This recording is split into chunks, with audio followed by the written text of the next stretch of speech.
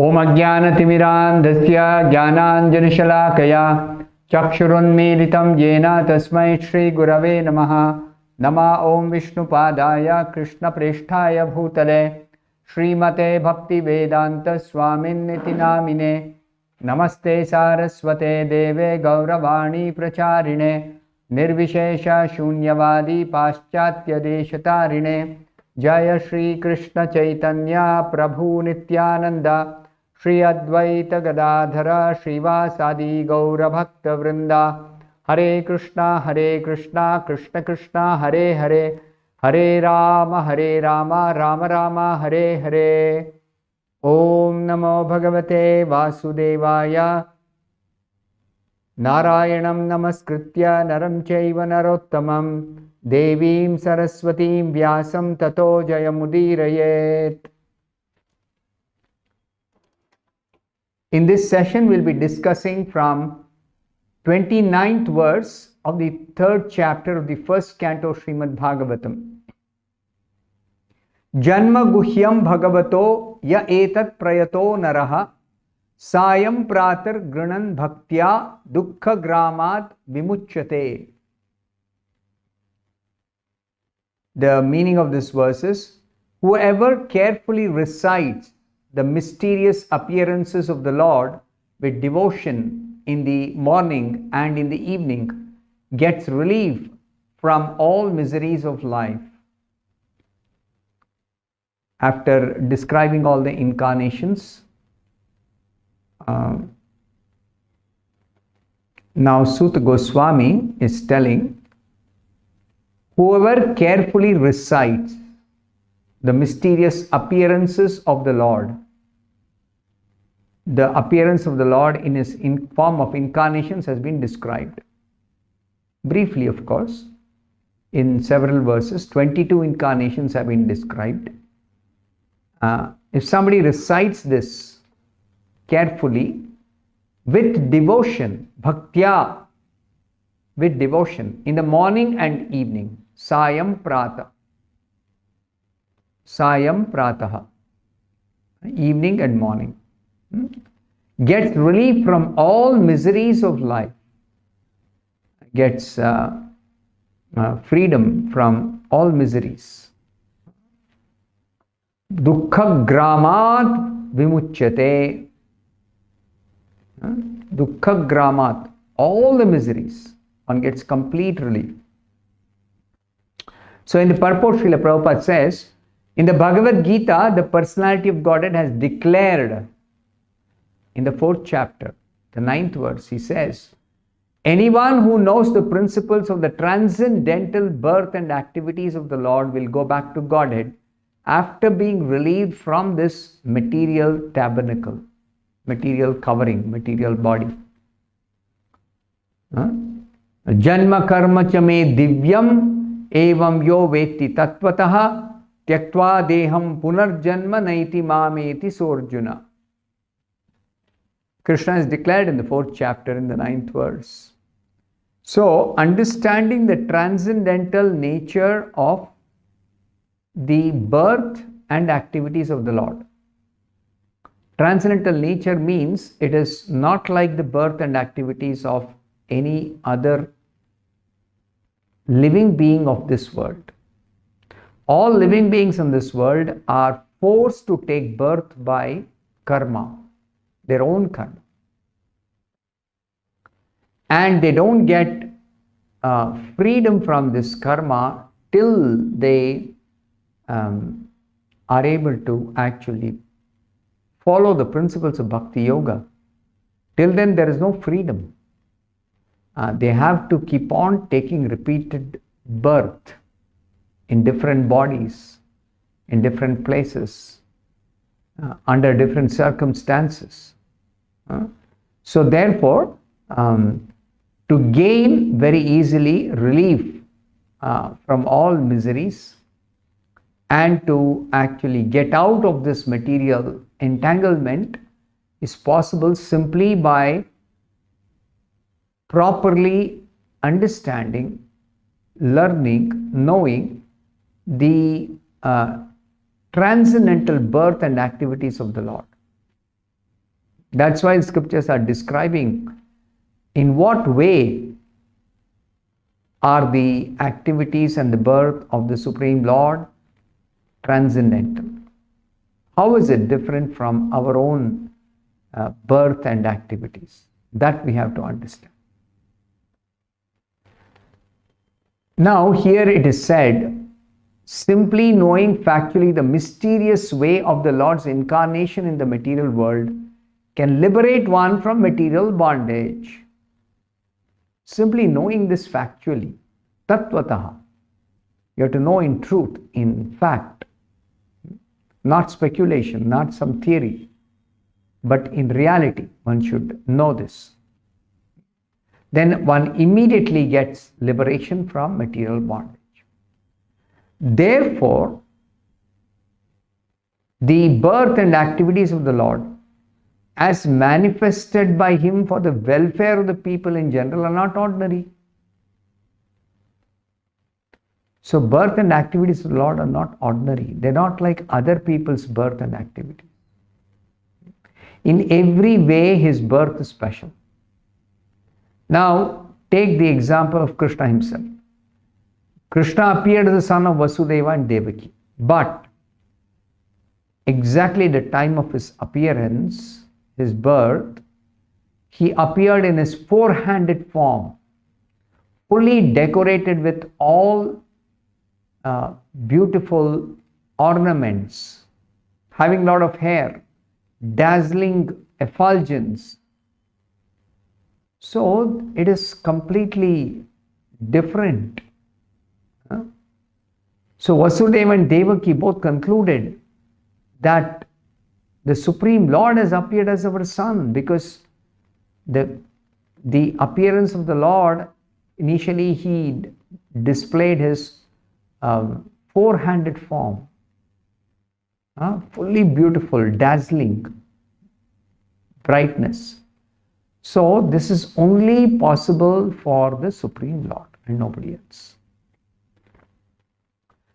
Then the appearance of Varaha. In the beginning, from Brahma's nostrils, some small speck of some dirt kind of thing fell off. And then suddenly Brahma is looking.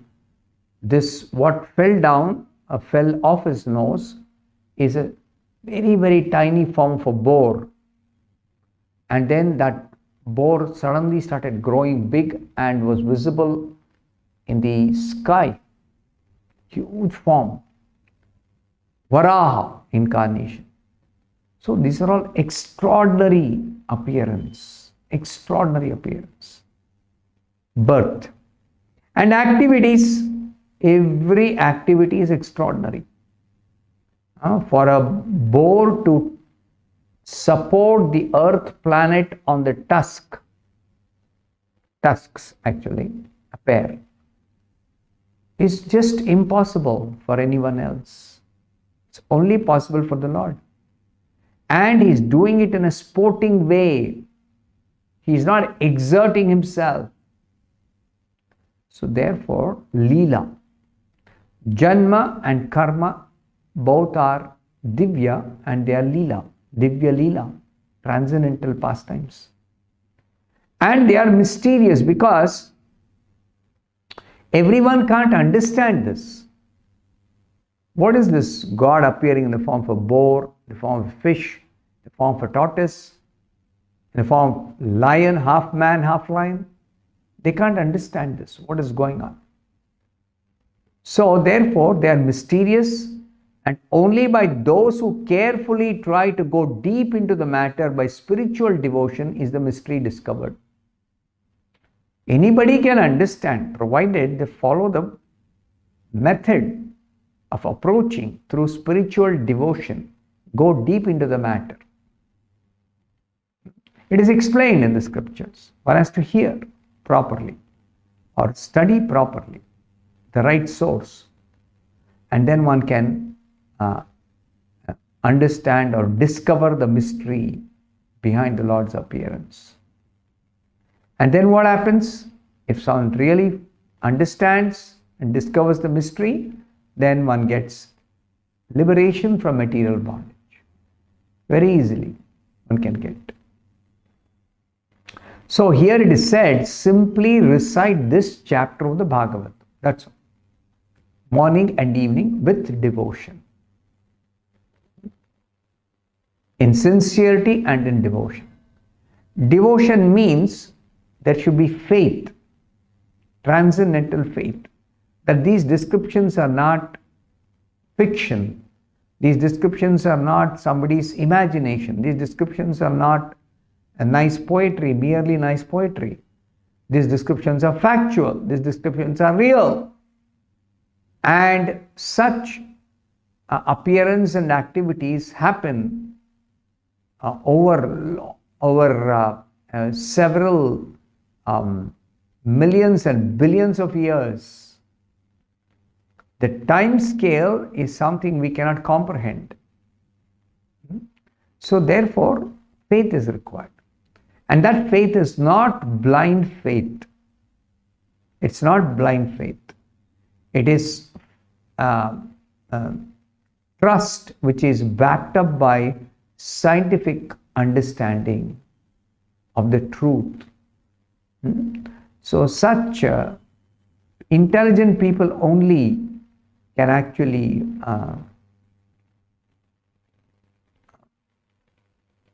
understand this mystery behind the appearance of the Lord. Then the one word that is used here in this verse is vimukti. Vimukti means a special type of liberation. It is not merely freeing oneself from all sinful reaction. It is not merely that. It also means that one is able to elevate oneself beyond the three gunas and come to the spiritual platform, becoming eligible to be transferred to the spiritual world to associate with the Lord. This is a special thing. This is not ordinary. So only for devotees, bhaktya mam abhijanati, Krishna says in the Bhagavad Gita. Only by bhakti can one understand the intricacies of the Lord's appearance, activities, etc. Otherwise not possible. So therefore, one who knows factually reality, understands the reality about the Lord's appearance, Lord's activities, they are able to get complete liberation from all material bondage, from all material miseries.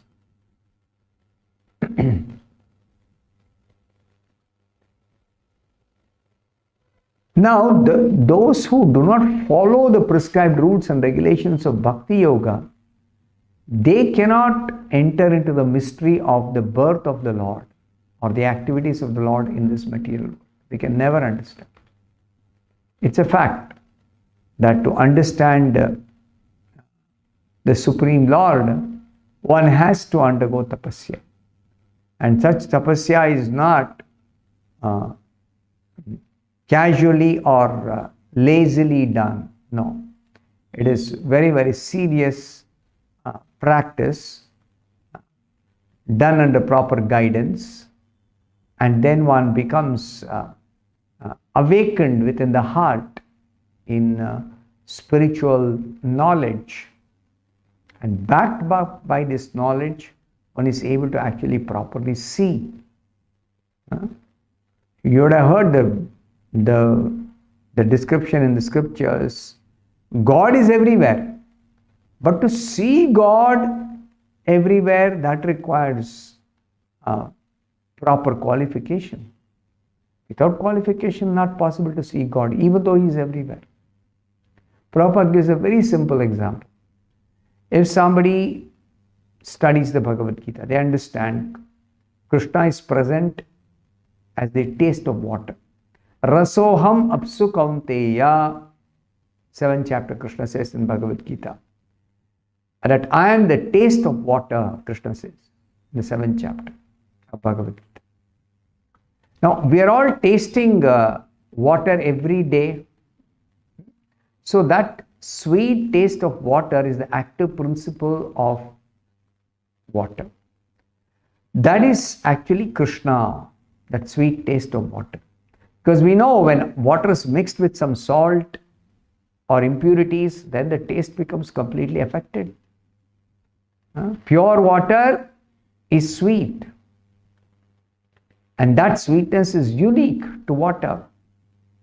So like this, we can cite many instances whereby